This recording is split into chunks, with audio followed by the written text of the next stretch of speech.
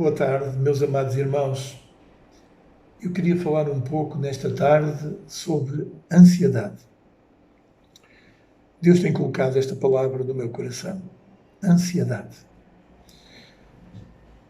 Há um texto bíblico que todos nós conhecemos e usamos para saber o que Deus fala em relação à ansiedade.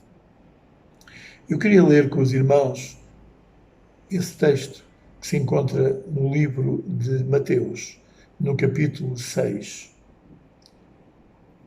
Evangelho de Mateus, capítulo 6, e queria ler dos versículos 25 até ao versículo número 34. É uma palavra muito conhecida, mas que é importante para nós nos dias de hoje também. Diz assim a palavra do Senhor: Por isso vos digo, não andeis cuidadosos ou inquietos quanto à vossa vida, pelo que haveis de comer ou pelo que haveis de beber, nem quanto ao vosso corpo, pelo que haveis de vestir. Não é a vida mais do que o mantimento e o corpo mais do que o vestido? Olhai para as aves do céu, que nem semeiam, nem cegam, nem ajuntam em celeiros, e vosso Pai Celestial as alimenta. Não tendes vós muito mais valor do que elas? E qual de vós poderá, com todos os seus cuidados, acrescentar um côvado à sua estatura? E quanto ao vestido, por que andais solícitos? Olhai para os lírios do campo, como eles crescem, não trabalham nem fiam. E eu vos digo que nem mesmo Salomão, em toda a sua glória, se vestiu como qualquer deles. Pois se Deus assim veste a erva do campo, que hoje existe e amanhã é lançada no forno, não vos vestirá muito mais a vós, homens de pouca fé? Não andeis, pois, inquietos, dizendo que comeremos, ou que beberemos, ou com que nos vestiremos. Porque todas estas coisas os gentios procuram. De certo, vosso Pai Celestial bem sabe que necessitais de todas estas coisas. Mas buscai primeiro o reino de Deus e a sua justiça, e todas estas coisas vos serão acrescentadas. Não vos inquieteis, pois, pelo dia da manhã, porque o dia da manhã cuidará de si mesmo. Basta a cada dia o seu mal. Amém. Obrigado, Senhor, pela tua palavra. Meus irmãos, neste texto, o Senhor nos diz que não devemos andar ansiosos quanto à nossa vida. Não andar ansiosos quanto àquilo que temos para comer, para beber ou até mesmo para vestir. Agora, o que é a ansiedade, meus irmãos? A ansiedade é uma pré-ocupação da nossa mente em coisas que podem ou não acontecer em nossa vida, ou qual é o tempo em que as mesmas irão acontecer. A nossa mente fica preocupada porque não temos a certeza se elas irão acontecer. Ansiedade nunca é em relação ao presente, porque o hoje nós estamos vivendo. E então não temos como estar ou andar ansiosos. Ansiedade é em relação ao amanhã, porque não o conhecemos. Porque desconhecemos se tudo aquilo que no dia de hoje estamos passando e que possivelmente iremos passar de novo amanhã, se o conseguiremos superar ou não. A ansiedade é um estado de espírito legítimo nas pessoas que vivem em função delas próprias, cujo dia-a-dia é inevitavelmente dependente das suas próprias escolhas e, por causa disso, têm medo de fracassar. Então, à luz da Bíblia Sagrada, a Palavra de Deus, o Senhor Jesus aproveitou o sermão da montanha e, na presença de uma grande multidão, os seus discípulos puderam se aproximar E então o Senhor os ensinou e falou igualmente em ansiedade, porque o Senhor conhece todos os anseios e medos que coabitam no coração do homem. Nos dias de hoje, podemos perceber, por aquilo que as pessoas pensam e escrevem, até nas redes sociais, que existe um grande espírito de ansiedade que domina o coração do homem. A falta de conhecimento bíblico e, consequentemente, a falta de fé em Deus leva as pessoas a duvidar das suas promessas e livramento, tal como está escrito na sua palavra. É no meio das pandemias, no meio das crises sociais e financeiras, que nós percebemos, ao ler a palavra que lemos neste Evangelho de Mateus, que não devemos estar ansiosos ou preocupados pelo nosso amanhã, porque o Senhor, nosso Deus, está lá e tem todas as coisas debaixo do seu controle.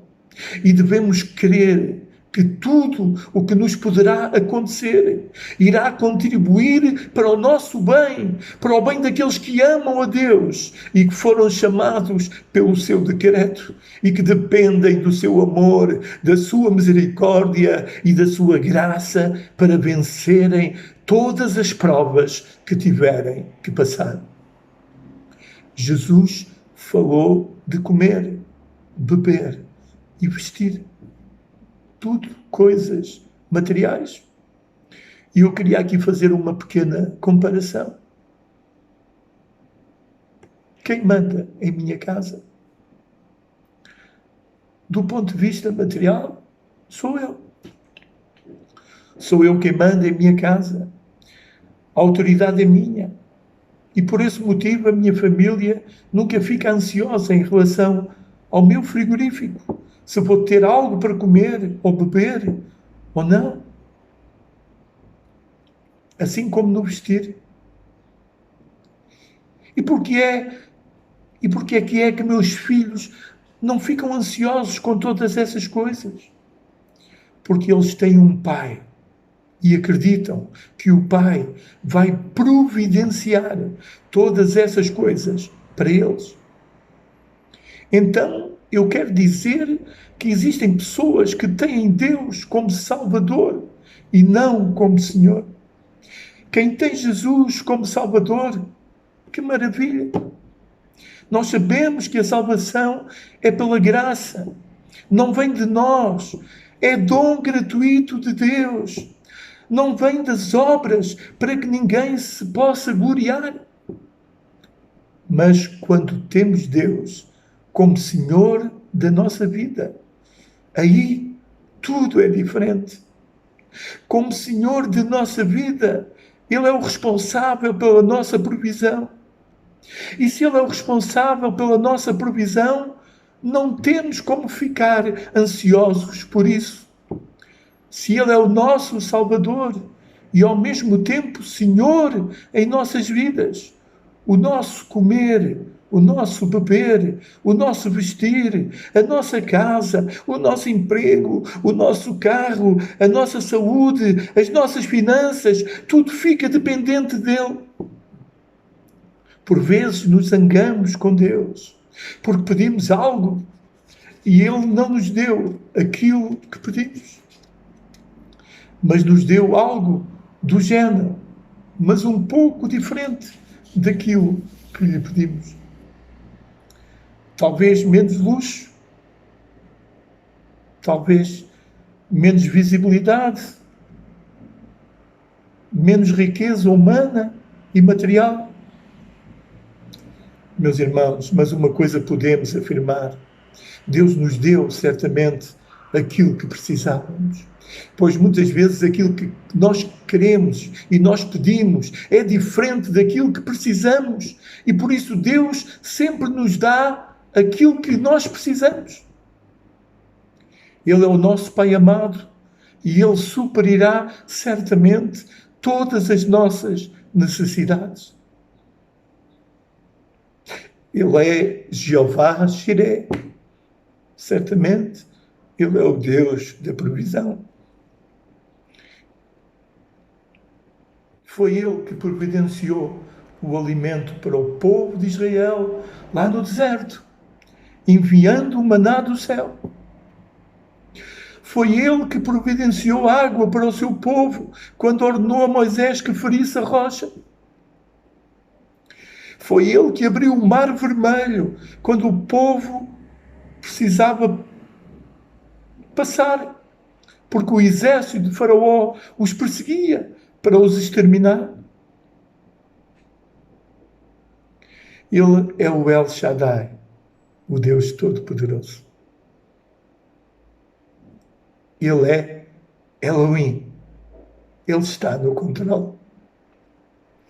Ele continua sendo Shammah, o Deus presente.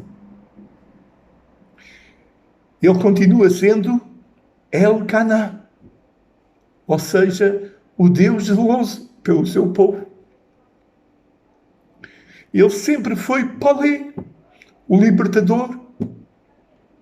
E, meus irmãos, ele sempre será Jeová Rafá, o Deus que cura.